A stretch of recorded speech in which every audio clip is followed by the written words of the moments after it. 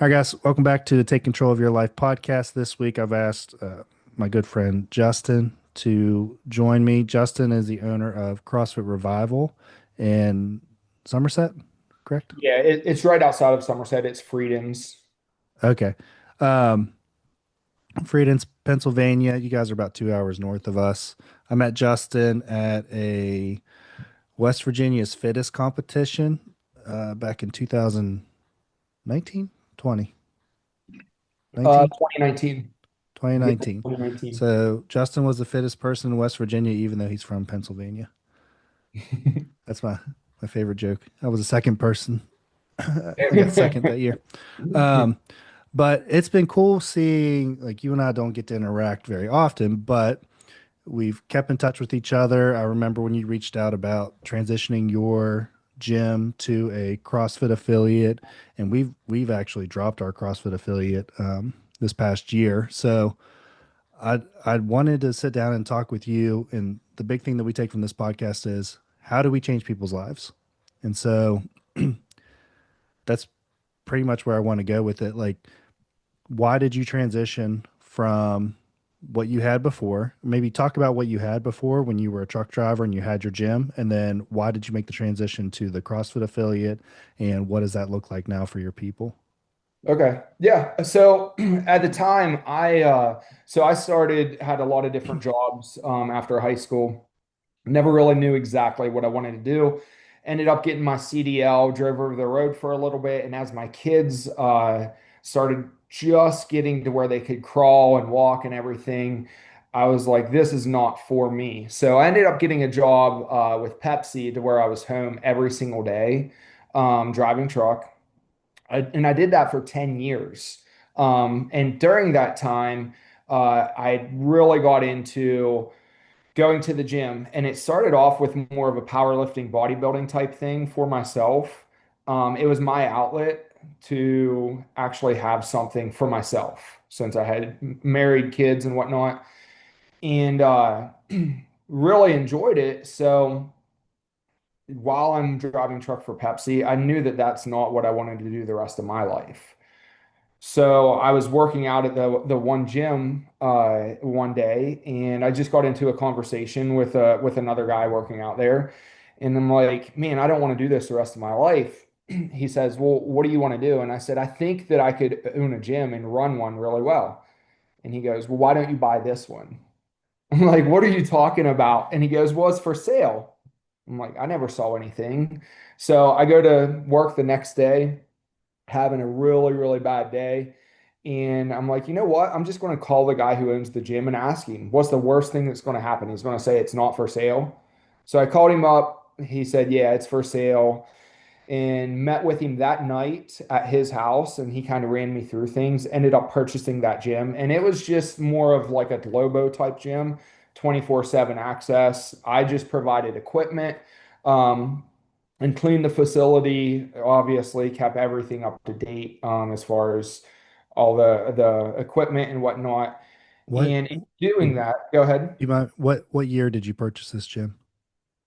Let's see, that would have been 2014, 2014, Okay, 2015. because the timeline of how you got to here is really important for people to understand. Overnight success doesn't happen. It takes years of repetitions to get to where we want to be. So I think that that's really Absolutely. good to understand 2014. So Absolutely. It was right around 2014, 2015, right around there. So I literally did not make any money from that for quite a long time. Not even a dime. My wife and me actually went back and forth lots on, hey, you need to get rid of this. I liked it. It was like a hobby. Like I loved working out there, and I loved providing a really cool place for other people to come work out.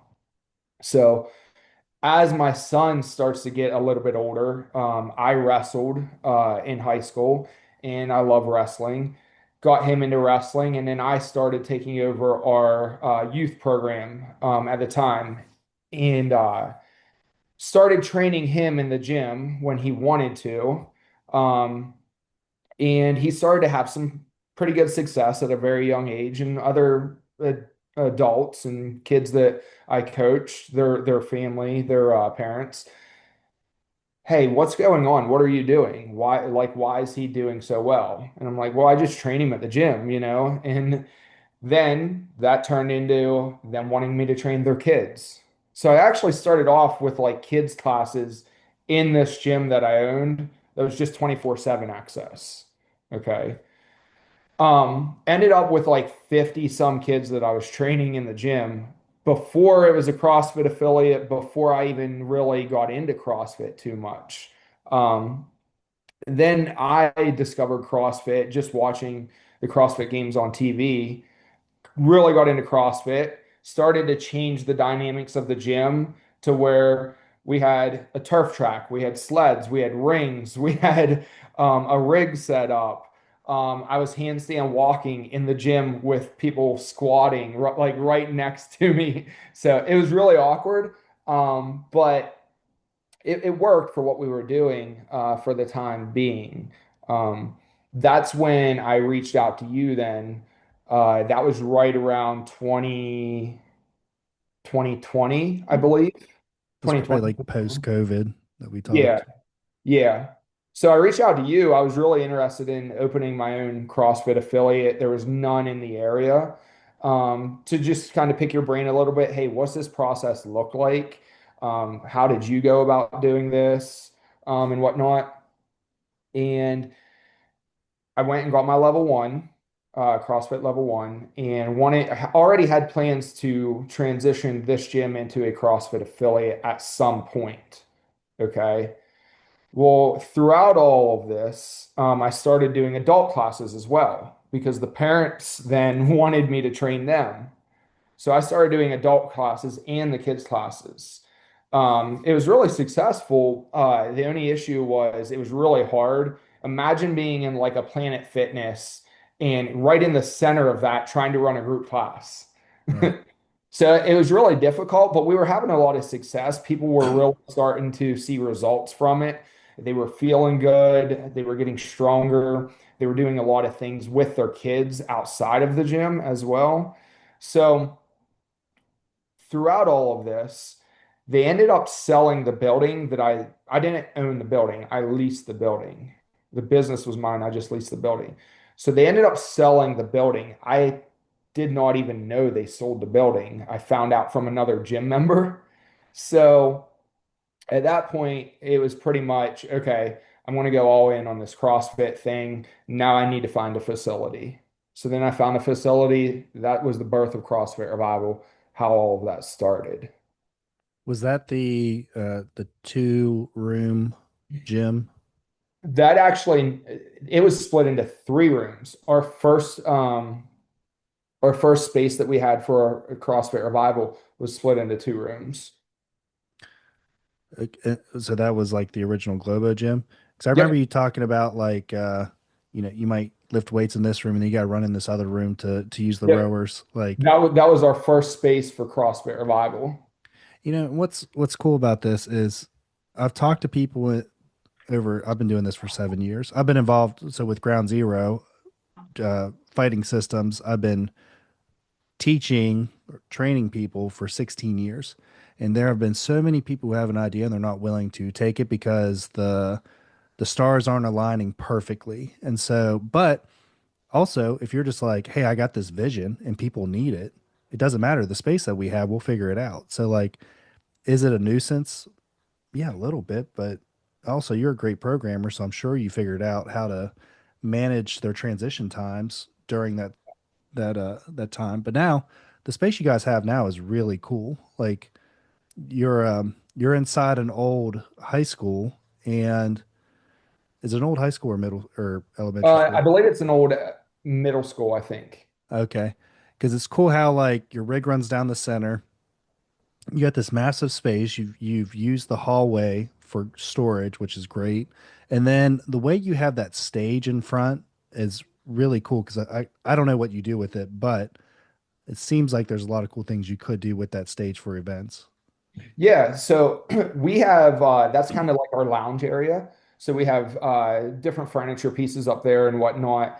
Anything that we have going on, we keep our sign-ups up there. A lot of people come in there and they hang out before class and spectate, observe a little bit. Sometimes they'll stay after class and hang out. So it's like a lounge area for a lot of our members.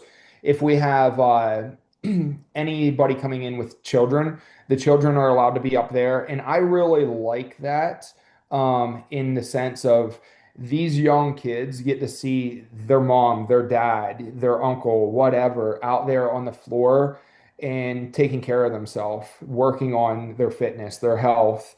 And you're normalizing taking care of yourself at a very young age, I feel like. So I really encourage, like, if you have children and you want them, as long as they're not on the floor during class and it's not something where it's taking away from the class, I encourage any of our members to bring their kids.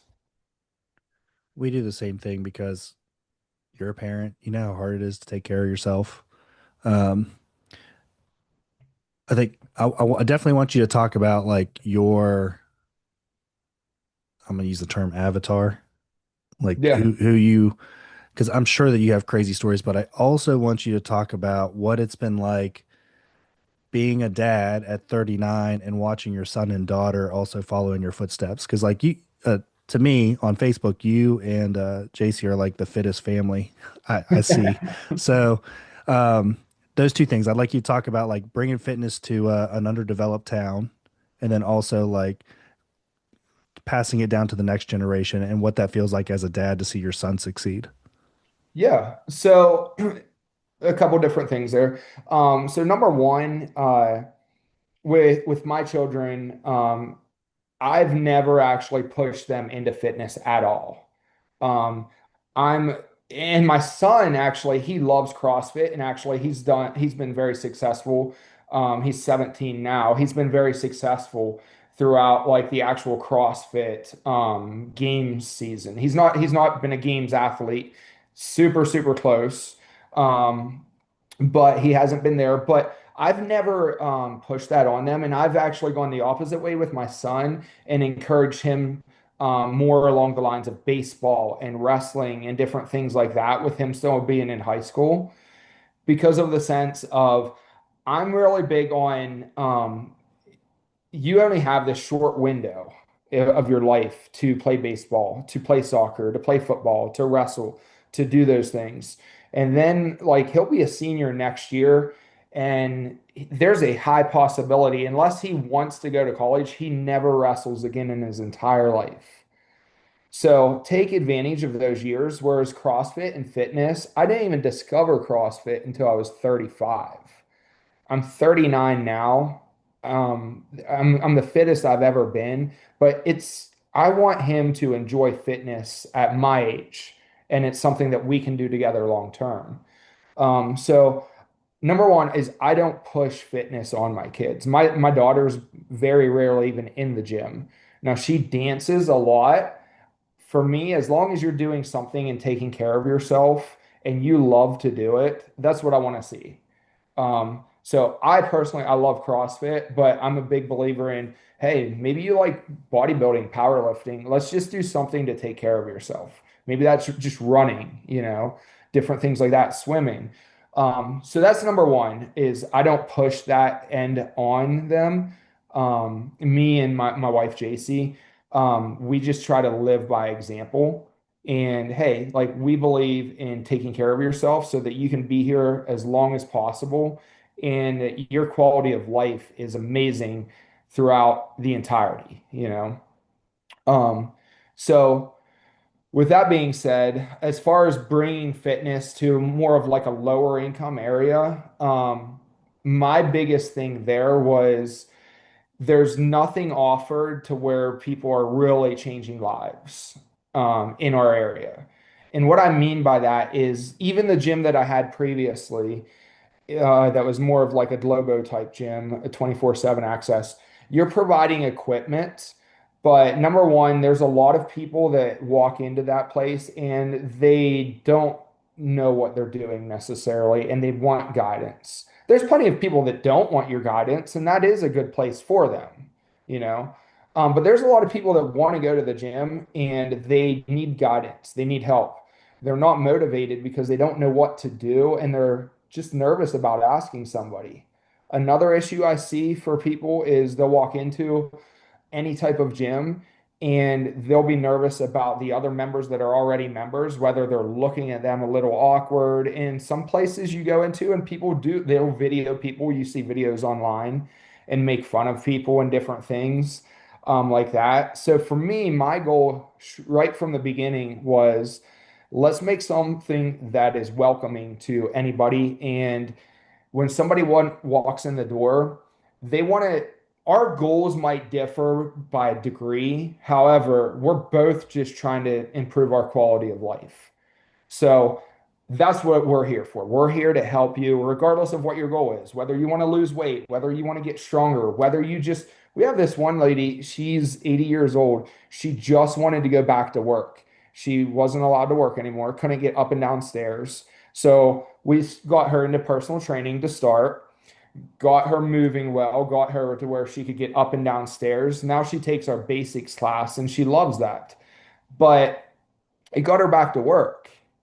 It got her what she wanted out of it. So regardless if you're looking to be an athlete or you're this 80-year-old grandma that's just looking to get back to work and be able to walk well, that's what we're here for, to help you with whatever your goal is. So that was my outlook straight from the beginning, is just being able to provide a place for anybody, regardless of what their goals are, to help them. How good does that feel to give that woman the ability to go back to work? Absolutely. And I'll be honest with you, for me personally, those types of wins, as the owner of CrossFit Revival and as the leader, is like my favorite. I like that more than seeing somebody, be able to do their first pull up and different things like that. Don't get me wrong, like I love all of it, but whenever you see something like that to where it's like, hey, this person's really struggling to walk, and now we've been able to create that and help them regain that ability is pretty amazing. Yeah, I've talked. I'll give you a couple stories. So, like, I I had a former affiliate. We were an affiliate for 6 years. Um, Running a CrossFit affiliate, it is very hard to make money. Like we'll just be honest about that. So most of the time we're doing it for a passion. And I was an engineer before this, so I took like a 10x pay cut to do this, and I've made more money throughout the year. I'm fortunate enough I can stay home with my girls and I work on marketing and sales most of the time, but I still do not make what I made as an entry level engineer. But I always say there are stories. So like when I'm going through a hard time, and this just happens with business ownership, it's not a secret to anybody who's listening to this and you're not a business owner, it's just part of it.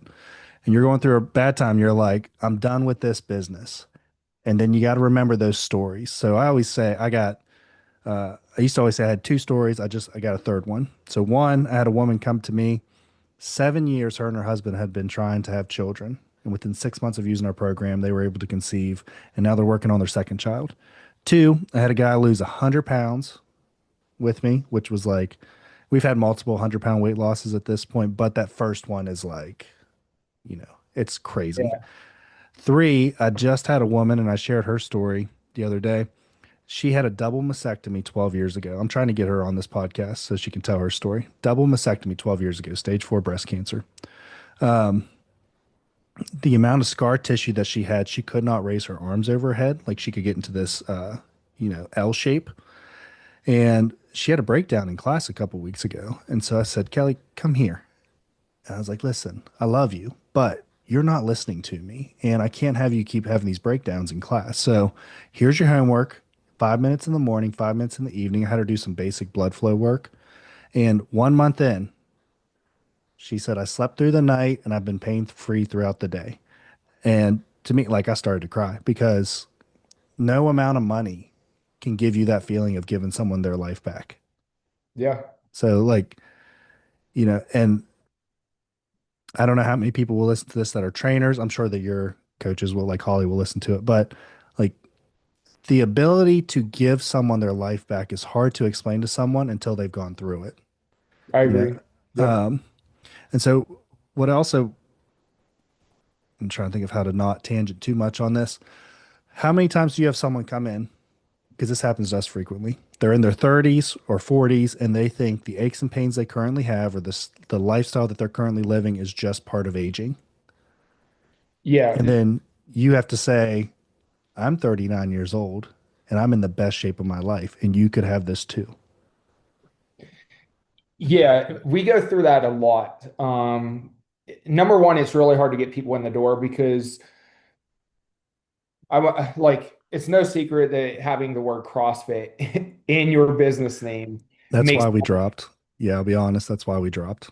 yes, it makes it more difficult because right away people assume, and I like to try to appeal to all avatars and all people. So I post plenty of videos of myself doing higher skills, lifting heavy, different things like that. And I do probably need to market a little bit more the opposite way as well. Um, so number one, it's hard to get people in the door sometimes because they right away, as soon as they see that, they don't believe they can do that.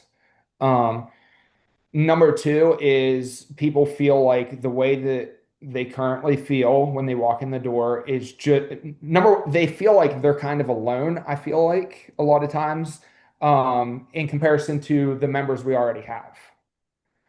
Um, and like you said, they do feel like it's just part of aging. They don't realize that it can be a lot better for them. So in having those conversations, I never really use myself as an example because I feel like I don't even, sometimes I'll use JC as an example, but I try not to. I feel like even at that point, you kind of lose some people because they look at the finished product. It's not finished, it's never finished, but they look at where you're at now and don't realize what it took to get there and how much work that actually took and what that looked like. So I try to use our current members and if possible, somebody that's a newer member. That we've seen a lot of progress with to show them evidence as to, hey, like, here's another member that you're going to meet in class, most likely. And they started at a very similar situation as you. Sometimes it's somebody around the same age, sometimes it's somebody much older than them that they've seen a lot of improvement. But I feel like a lot of people walking in, they don't understand exactly what can happen if they just make that commitment to themselves. Right. And that's where I try to be upfront with people. Like, all you gotta do is show up 3 days a week for the next 12 weeks. And if you don't feel better, I'll give you your money back. But if you show up 3 days a week for the next 12 weeks, you're gonna feel so much better. Like, it's almost unbelievable how much better Yeah. you can feel in just 12 weeks. The gains that you are currently chasing or I'm currently chasing, like we have to work so much harder to hit PRs at this point in life. But and I try to be upfront with people. I've been doing this for more than half my life, and so have you. So I think also being upfront with people of if you did this half your life, it doesn't take that long, but you would also be able to do these things. Yeah. Do you ever, man, not to tangent too much, but do you ever talk about maintenance mode? I get into this with some members sometimes. Like, so what I mean by that is people start and they are like all in, right? They're buying the headbands, they're all about it. And then 6 months later, kid gets hurt or, you know, engine goes out on the car, something happens and it derails. They miss a week, and then all of a sudden it's like you cannot get them back in the door. And so sometimes I talk about let's drop 5 days down to 3 days, and we're in maintenance mode for the next 6 weeks. How do you do mindset training? So that's something that I definitely need to do a little bit more of. I do think I do have those conversations. My CSM, Lisa, she's amazing at our member outreach and our check-ins and everything. And she does a lot of that as well. She checks in. Now we run reports, and if you're not at the gym for 5 days, we're going to reach out to you, you know. And now if we know you're going on vacation or something, we're going to leave you be. But if it's something else that came up, there's plenty of times to where we're going to drop a membership. I'm going to tell somebody, hey, it don't really make sense right now to have an unlimited membership if you're only coming 2 or 3 days a week. So we do have a 3 day a week option for our members that is more of that that maintenance mode for them. But we definitely have those conversations. Like you said, it's really hard to get somebody back in the door a lot of times they think they're starting back from square one, they're starting over when they're really not. Number one, they understand exactly what goes on in a class. They understand what's expected of them. They understand how to move better than somebody that just walked in the street off the street. So they're not starting at square one. Yeah, they're going to be sore, for a couple days getting back into it. But kind of like you said, I'm very big on just trying to be very open and honest right from the beginning. And then I always try to set the example as well. So I never ask anything from any of our members, any of our coaches that I personally will not do. So just trying to lead by example there is a big one for me as well. You know, we were on a call. I want to talk about the cancellation process in a second, but you and I were on a call yesterday, which is why we're on this today. Um, and you're doing your 365 days of fitness because you just turned 39. And you Yep. said uh, you were painting, and in the middle of coats or in between coats, you decided to do a 7 minute AMRAP of burpees. And so, what I think people should take from that is sometimes you're restricted and you can do the bare minimum. You know, oftentimes I sit down with people and they're like, I just don't have time. And I struggle with that objection because we make time for the things that are important to us. And honestly, the only thing that you get to take with you if the world goes to like complete shit is your body. So that should be the one thing you absolutely take care of. So I thought that was cool that you're doing 365 days of fitness. And whenever I first saw that, I thought that meant Justin's doing an hour a day inside of his gym. But that really just means like sometimes a 7 minute AMRAP of burpees is what gets it done. Yeah, for sure. So, and real quick on that is number one, I like to do things like that. I already did 100 days like a year and a half, 2 years ago. And that was just to show my members that the program, I do all our programming. The programming that I write, we can do every single day if you want to be here. And throughout that 100 days straight, I actually hit PRs towards the end of it in strength, in strength, and all kinds of different things. Um, so I think that kind of like you said there, like fitness every single day, it doesn't look like, hey, you're doing a max lift or you're running a mile as fast as you can, or you're spending an hour and a half in the gym. So for me, I like to document that too, so people can see that I'm doing it. It's as simple as that. And that's for my members or even anybody that's interested in CrossFit Revival to see that, like, hey, you're capable of doing this, number one. Um, so for me, I'm the same way. There is, like it or not, I don't really buy into very many excuses for people. So as soon as somebody comes in for an intro, I start to pick holes in anything that could be an excuse that I look at. So like that's a really good example for me the other night, just painting our bedroom. And I'm like, hey, I still got to get something in. And it started off, it was just going to be 5 minutes. Okay. Just 5 minutes nonstop of burpees. And I think it was my wife. She was like, well, the open 12.1 was 7 minute AMRAP of burpees. I'm like, oh, great. Okay. I'll do it. So just 7 minutes, just right there in my living room. No sock or no shoes on, just right in my living room. Got done, sat down on a chair for like 5 minutes, and then started painting again. So, yeah, some people is not going to do that. However, you could sit there and set your clock for 5 minutes and hold a plank and accumulate as much time in that 5 minutes in a plank as possible. Do some flutter kicks, do some sit-ups. It don't have to be anything extreme. It don't have to be anything that's an hour and a half, 2 hours a day. But we all can do something every single day if we choose. Yeah. And the saying is done is better than perfect. Yeah, I mean, sometimes we show up and like we might have 10% in the tank and movement is better than nothing. absolutely. Um, the other thing I wanted to ask, so, we're 7 years into this. I've had members come and go.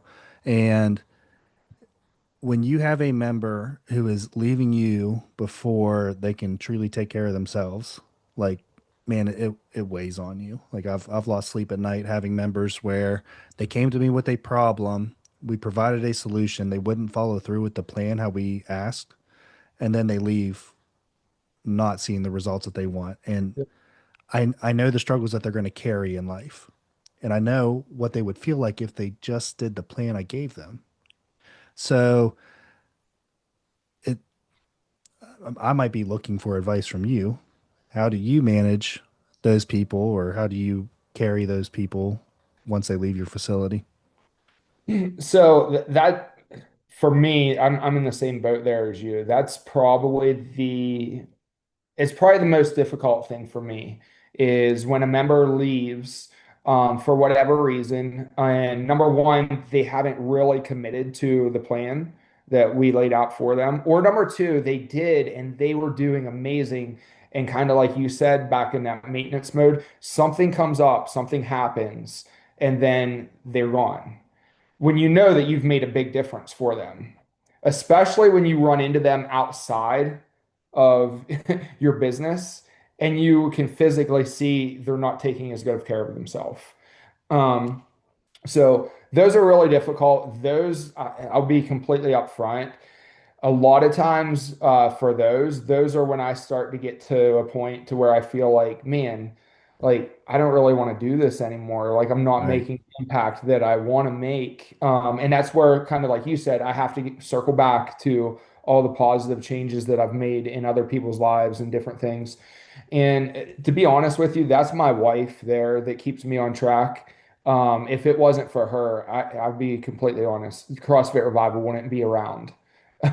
She's the one that she keeps me on track, and she's like, listen, Justin, you're not going to save every single person that walks in the door. Like, yeah, our goal is to try, but you're not going to be able to save every single one. I think that's us being men is, we're supposed to be the ones who lead our family, and we're looking at these. I mean, we run micro gyms. Every single person who walks in our door is like our child. And so when they're leaving, it's like your kid going off to college and they don't know how to change a tire yet. And you're like, please, like let me teach you this last lesson. Right.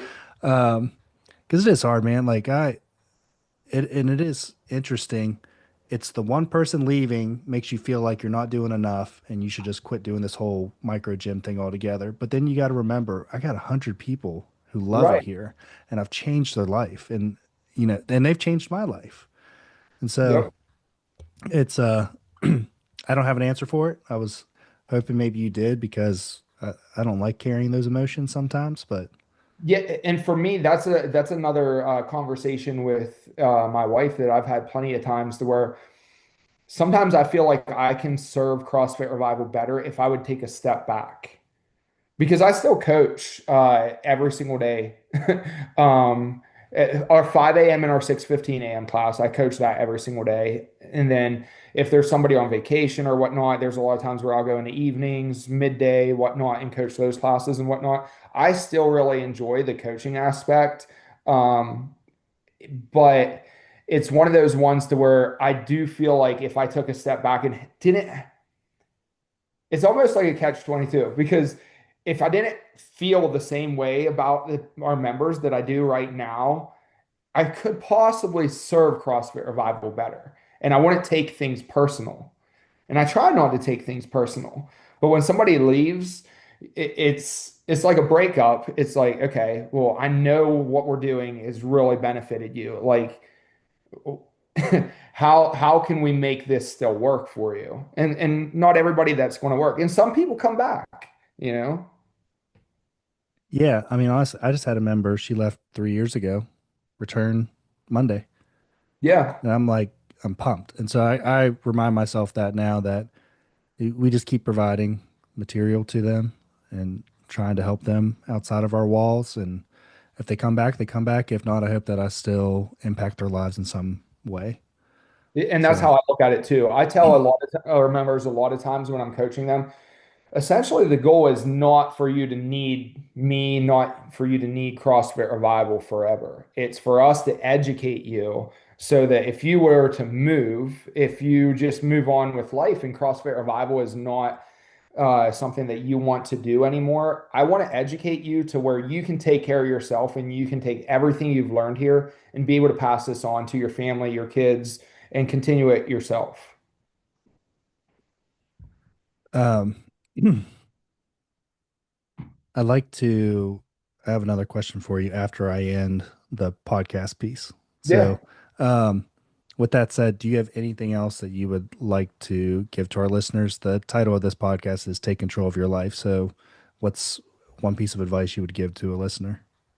One piece of advice, I would say that regardless of being nervous, don't let that hold you back from giving something a shot. Something is better than nothing.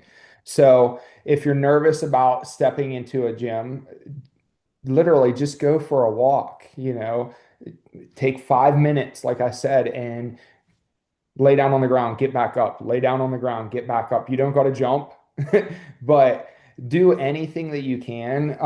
And you're going to see benefits from literally just doing anything multiple days in a row. You're going to see benefits. And once you start building a little bit of confidence, maybe you're going to step inside the foot of a gym. Maybe not. Maybe that's going to lead to you starting to do something on your own. But I think literally just taking that first step on, okay, I'm going to go for a walk today. I'm going to go for a jog. I'm going to do a plank hold today for a couple minutes, is the biggest thing. You just got to make the decision that you want something to be different and then follow that up with the next day, the next day. All you have to do is make that decision one time every single day. Yeah, compounding interest. Yeah, So, Justin, man, you're an amazing human. You're doing amazing things, and I appreciate you taking the time with me. absolutely. So, Thanks for having me on.